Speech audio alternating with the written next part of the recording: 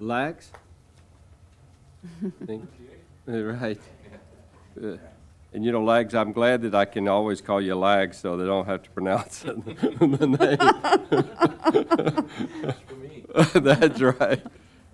Please give your name and address for the record. Oh, I'm Dave Lageschulte from 2644 Schreiber Drive, and a wonderful citizen of our wonderful city here. And many of you may know me. I was one of the individuals that was here about 2 years ago with Tommy Cronin trying to put entertainment center downtown. And I want to thank the council and former Mayor Grady for nixing that, because I probably would have lost plenty of money down there. So you all saved me, okay? I am, by the way, interesting enough, also a landlord at 1527, although I have nothing to do with the operation, so I don't know what they do or don't do in terms of 18. I'm also the owner of many dance clubs on the other coast. South and Central Florida, I own about 6 dance clubs. And I can tell you we don't cater to the under 21 crowd. We don't allow under 21s in our dance clubs. However, I would have to say I take the opposite view on tonight. I almost came when you had the curfew on under 18s for the city and talked to them, but I was out of town. And I got to admit, I'm disappointed in some ways and disgusted in the other. Let me cover that if I could. I'm disappointed because I think we're missing an opportunity here, an opportunity to deal with our youth. You know, if it was nice, we could just put our youth in a box until they're from 14 to 21. Let's put them in a box, okay? Let's don't talk to them. And they don't have to talk to us, okay? They don't have to look at our button-down collars, and we don't look at their pierced noses. Wouldn't that be nice? Okay? When we get drunk, they don't have to listen to our how our pension plans are doing. Right. We don't have to watch their raging hormones of the youth go down the street. Wouldn't that be nice? We just put them in a box. But you know, that's not the right way to go, and that's not the proper way to go. Interesting, boxes don't work.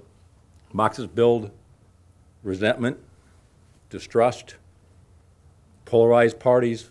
Many times in the world, they provide violence.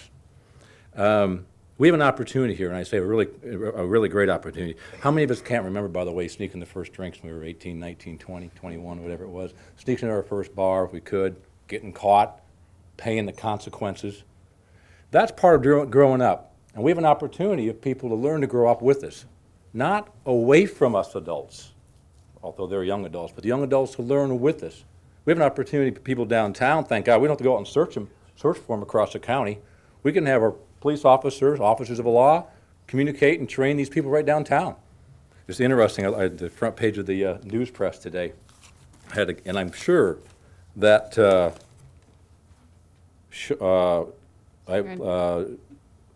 Cynthia, Angela, Julie, and Jimmy all had time to reflect on Sunday morning about life. Now, some learned lessons, some didn't, but the important was they had a chance to interrelate with Officer Sean Yates, I believe. They had a chance to interrelate with society. And that's part we have to provide our youth today. We can't put them in a box. We have to relate to them. We can't just say, go away. We don't want to deal with you.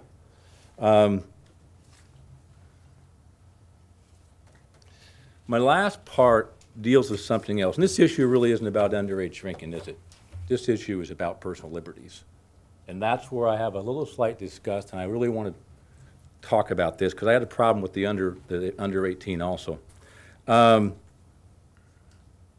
issue is about singling out people. You know, we employ a lot of 18 to 20-year-olds. A lot of girls love to go downtown and dance. A lot of them don't drink. And that's their personal liberty in my mind for them to do that. Now, to you and I, that's not a huge thing. You know, we're over 21, we can do that. But maybe if someone took away a certain right of ours that was very important to us. And for an 18 and 19, for us to single out that whole group just because you have a few problems is not right. I mean, I had a confrontation downtown myself a few years back, and fortunately, a police officer came and mediated it for me, and I was willing to go on my way, and the other person was willing to go on his way, and everything was fine. Now, if we took that a little further, you know, should we let every goofy-looking 50-year-old not go downtown? I mean, Randy, you and Jim and I, we couldn't go anymore. Watch it. Objection. Take this a little serious, though. Let's look back at what we're creating here. Let's say we had a series of robberies by black people downtown. Do we outlaw all blacks downtown then? Is that what we do? No. That's what we have to learn in America. We have personal responsibilities, but we also have personal liberties. And I'll close with this. You know, right tonight, way across the world, there's people that are fighting for exactly these personal liberties. We don't need them diminished little by little by little. I hope the council tonight has the strength to stand up, to find a different solution, but the courage and strength to stand up and say no to this ordinance. Thank you. Thank you.